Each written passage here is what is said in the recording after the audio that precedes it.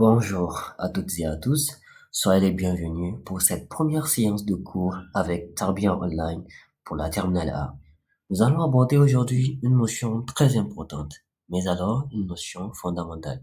Il s'agit de la notion de contraction de texte. Cette notion est importante puisqu'elle représente environ la moitié des points pour votre premier sujet d'examen en français, donc cela n'est plus à négliger. Il faut avoir le maximum de connaissances et de pratiques sur ce sujet. Pour y arriver, notre présentation suivra le plan ci-contre. Nous allons tout naturellement commencer par une définition de la notion de contraction de texte, à la suite de laquelle nous allons présenter quelques règles fondamentales, ce qu'il convient de faire et ce qu'il ne convient pas de faire pendant cet exercice de contraction de texte. En troisième position, nous allons voir la méthodologie. Nous allons dire que c'est la partie la plus importante, qu'il faudra donc être bien concentré pour suivre cette partie. Juste après la méthodologie, nous allons vous présenter quelques conseils pratiques sur le déroulement de l'exercice, comment bien l'approcher afin de minimiser vos erreurs et de minimiser le temps que vous allez y passer. Enfin, nous allons voir un exercice d'application pour vous mettre en situation plus concrète. Pour définir ce concept, nous disons que la contraction de texte, appelée couramment résumé de texte, consiste à réduire un texte à l'essentiel, c'est-à-dire généralement le quart de sa longueur. Ensuite, il faudrait conserver toutes les idées principales, respecter également l'ordre et la logique du texte. C'est très important. Aussi garder le même ton et le même style que l'auteur. Passons maintenant aux règles fondamentales qui régissent cet exercice. La première règle est la règle du nombre de mots. Il faut respecter scrupuleusement le nombre de mots demandés. Souvent, on vous demandera le quart du texte initial. Pour cela, il faudra compter tous les mots du texte, articles, prépositions, bref, tout. Vous avez donc un nombre total de mots du texte initial. Vous divisez cela par 4. Une fois la division effectuée, vous trouverez un nombre. C'est ce nombre que vous allez utiliser comme nombre recommandé pour le résumé. À la fin, vous allez résumer votre texte en ce nombre de mots et indiquer cela. Comment se fait donc le décompte des mots? Comment donc compter les mots? D'abord, nous allons commencer par définir un mot pour comprendre un peu ce que c'est, pour pouvoir le compter dans un texte. Un mot, c'est généralement considéré comme une unité typographique isolée par des espaces. Donc, vous allez utiliser cette définition pour essayer d'identifier les mots et les compter. Vous aurez donc pour cela quelques règles générales à suivre pour le comptage des mots dans la diapo suivante. Ainsi, un mot simple compte pour un. Les mots simples comme les conjonctions, les prépositions, tous comptent pour un. Aussi, les mots composés qui sont reliés par un trait d'union constituent pour l'ensemble un seul mot. Par exemple, des mots comme après-midi, porte-clés sont comptés comme un seul mot chacun. Mais s'il n'y a pas de trait d'union, chaque mot aurait représenté une unité s'il n'y avait pas de trait d'union. Les contractions comme n'a pas, c'est, sont comptées pour un seul mot. Oui, cela peut paraître paradoxal, mais c'est la règle. N'a pas est considéré comme un seul mot, puisque si vous détachez pas ou n'a, cela n'aura aucun sens dans la phrase. N'a pas constitue un mot, c'est constitue un mot. Les dates et les chiffres sont toujours comptés pour un seul mot. Peu importe la longueur de la date ou la longueur du chiffre, c'est toujours un seul mot. Les sigles également sont toujours comptés pour un seul mot.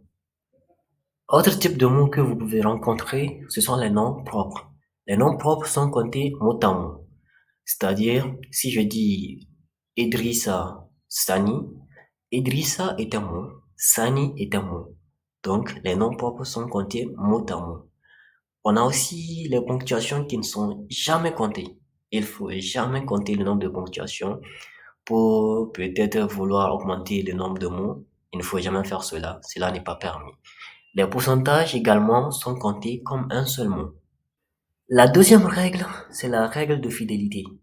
Comme vous devez être fidèle à votre copain ou votre copine, vous devez être fidèle à l'auteur. Vous devez conserver toutes les idées essentielles telles que l'auteur les a exprimées, de la manière dont il les a exprimées. Vous devez maintenir les proportions entre les parties.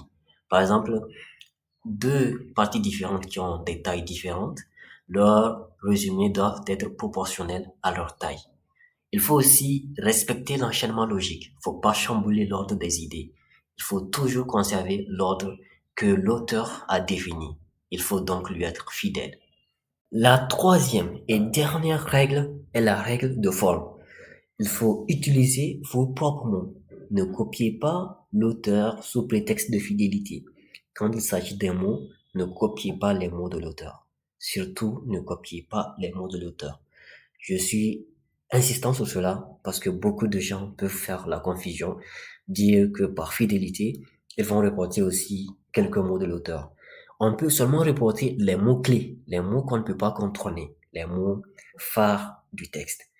Il faut conserver le système d'énonciation de l'auteur, c'est-à-dire les pronoms personnels utilisés par l'auteur. S'il utilise je, nous, on, vous devez reprendre ces mots. C'est d'ailleurs les seuls mots que vous avez le droit de reprendre, à part les mots-clés. En dehors des mots-clés, le système d'énonciation, vous n'avez pas le droit de copier d'autres mots de l'auteur. Ce sont les seuls mots que vous êtes habilité à copier. Il faut aussi maintenir le temps des verbes du texte original. Si le texte original exprime une idée au présent, vous devez aussi reformuler l'idée et l'exprimer au présent. Respectez surtout le temps. La prochaine phase, c'est la méthodologie.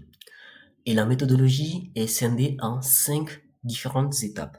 La première étape, c'est la lecture et la compréhension du texte. Afin de pouvoir résumer un texte, il faut bien le comprendre.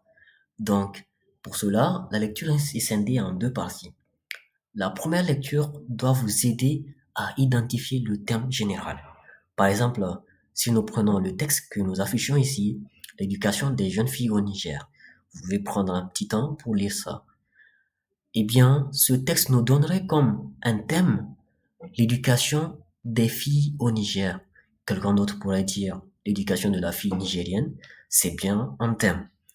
Ensuite, la deuxième lecture doit vous permettre de souligner les mots-clés, de les identifier, les souligner. Vous devez aussi repérer les différents connecteurs logiques. Ces connecteurs logiques sont très importants puisqu'ils vous permettront de comprendre la logique du texte. C'est à travers les connecteurs logiques qu'on identifie les différentes idées. Si nous faisons référence à notre exemple, nous voyons que nous pouvons souligner des mots comme éducation, jeune fille, progrès, obstacle comme des mots-clés. Ce sont des mots-clés de ce texte. Aussi, nous pouvons repérer cependant, qui est un connecteur logique. Cependant, je crois que c'est le seul connecteur logique qui est présent dans le texte. Et cela nous permet de voir une opposition entre deux idées. Donc, on sait qu'il y a une idée avant cependant et une idée après cependant. Nous passons maintenant à la deuxième étape qui consiste à analyser la structure des textes. Et vous allez voir que la première étape va vraiment nous aider pour cela. On nous dit d'abord de diviser le texte en parties logiques et de numéroter ces parties. Je tiens à vous rappeler que un paragraphe n'est pas nécessairement une partie logique. Une partie logique, c'est une partie qui est dirigée avec un connecteur logique. Un connecteur logique qui vous dira l'idée qui est exprimée.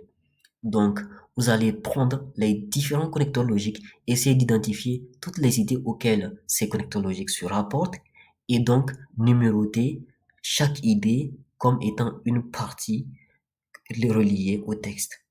Une partie logique, bien sûr. En considérant toujours notre exemple, nous voyons que nous pouvons diviser ce texte en 2 parties logiques. Et cela grâce à quoi? Grâce au connecteur logique cependant. Cependant nous aide à voir que dans une première partie, l'éducation des jeunes filles au Niger connaît des progrès remarquables. Ça, c'est la première idée exprimée.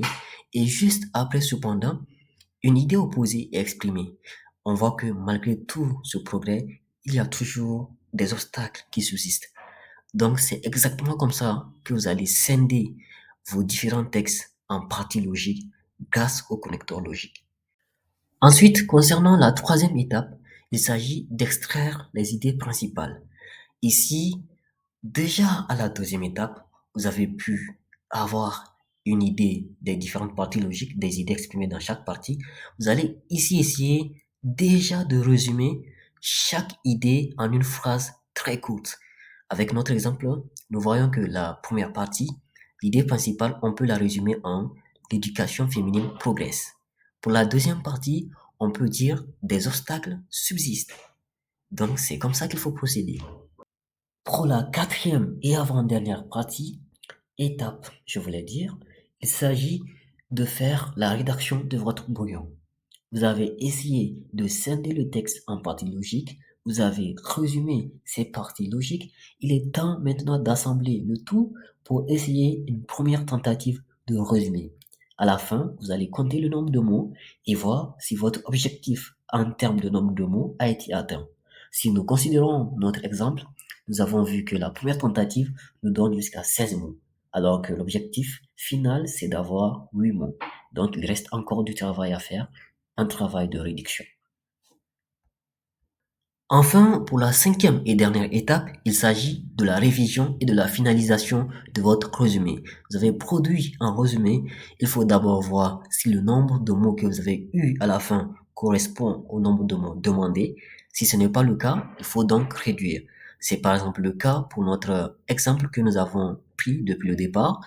Nous avons fait une première tentative. Cela nous a donné 16 mots, ce qui ne correspond pas au quart du texte. Rappelons-nous que le texte avait 32 mots. Donc le quart du texte, c'est 32 divisé par 4 qui fait 8 mots. Il fallait donc progresser vers 8 mots, c'est-à-dire réduire le texte. On a fait cette opération et finalement on a toujours un texte cohérent qui garde l'essentiel du texte initial. L'éducation féminine nigérienne progresse malgré des obstacles persistants, ce qui est bien cohérent et qui cadre bien avec le texte initial. Vous devez donc vous assurer que l'idée principale, les idées principales du texte sont bien conservées, que le nombre de mots est respecté à la fin et aussi que vous avez maintenu la logique du texte, c'est-à-dire vous avez maintenu la fidélité avec l'auteur. Avant de passer à l'exercice d'application, voici quelques conseils pratiques à suivre. D'abord des conseils sur l'organisation de votre travail. Prenez toujours le temps de bien lire avant d'écrire. N'écrivez pas du n'importe quoi. Utilisez un brouillon pour bien organiser vos idées et aussi respecter l'ordre chronologique de votre travail. Analyse, plan, rédaction, puis révision. Il y a également un certain nombre d'attitudes à adopter. S'il vous plaît, restez fidèle au texte original, sinon vous allez perdre beaucoup de points. Ne rendez pas l'histoire intéressante parce qu'elle ne l'est pas pour vous. Restez fidèle au texte. Si vous hésitez sur le nombre de mots, supprimez d'abord les exemples. Cela arrive souvent quand on dépasse le nombre de mots. Donc, il faut supprimer d'abord les exemples. Cela n'a pas une grande importance pour le résumé en soi et essayer de réajuster. Aussi, si votre texte semble très court, vous pouvez toujours développer un peu les idées dans le sens de l'auteur, en restant toujours fidèle à l'auteur. À la fin de votre exercice de résumé, n'oubliez jamais d'indiquer le mot, le nombre de mots, je veux dire. N'oubliez jamais d'indiquer le nombre de mots. À présent, passons à l'exercice d'application. Nous avons ici un texte de 120 mots. Donc, nous devons résumer ce texte en 30 mots. 120 divisé par 4, ça fait 30. Notre résumé doit être à 30 mots. Nous allons suivre les étapes comme nous les avons définies au préalable. La première étape, souvenez-vous, c'était de lire et essayer de comprendre le texte. Donc, vous allez essayer d'effectuer une pause et de lire le texte pour pouvoir le comprendre. La deuxième étape consiste à souligner les mots-clés. Ici, nous avons essayé de mettre en gras les mots-clés. Sur votre cahier, vous allez les souligner. Nous avons aussi identifié les connecteurs logiques comme la deuxième étape le précisait. Nous les avons mis ici en rouge pour pouvoir les distinguer des mots-clés. Je vais devoir vous ramener un peu en arrière par rapport à mon explication au niveau de la première étape. Nous avons vu dans l'explication des méthodes que la première étape, c'est-à-dire la lecture et la compréhension, devrait nous aider aussi à dégager un thème. Donc, à travers cela, nous avons pu dégager le thème l'exode rural en Afrique de l'Ouest. Il faut pas l'oublier. Nous avons expliqué la deuxième étape qui était de souligner les mots-clés, identifier aussi les connecteurs logiques. Cela est fait. Nous passons donc à la troisième étape. La troisième étape, c'est d'identifier la structure logique du texte. Et cela a été fait. Nous avons identifié trois grandes parties. La première partie portait sur les causes de l'exode rural, la partie 2 sur les conséquences urbaines et la partie 3 sur les solutions proposées. Et je tiens à rappeler quelque chose ou bien à vous informer sur quelque chose. Nous avons vu dans l'explication des méthodes que les connecteurs logiques nous aidaient principalement à scinder les parties. Des fois, les connecteurs logiques peuvent manquer dans un texte. Ce n'est pas dans tout texte que les connecteurs logiques sont bien présents, bien fournis. Donc, certains textes peuvent avoir moins de connecteurs logiques. C'est seulement donc la structure du paragraphe et la compréhension du texte qui va pouvoir t'aider à identifier les idées.